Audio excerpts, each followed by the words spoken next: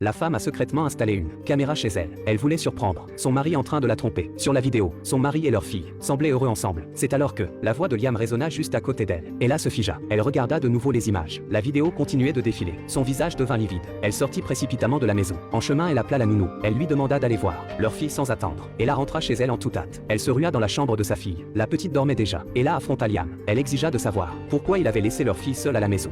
아니 당신이 나한테 문자했잖아. 아주머니 불렀으니까 당장 지금 회사로 오라고.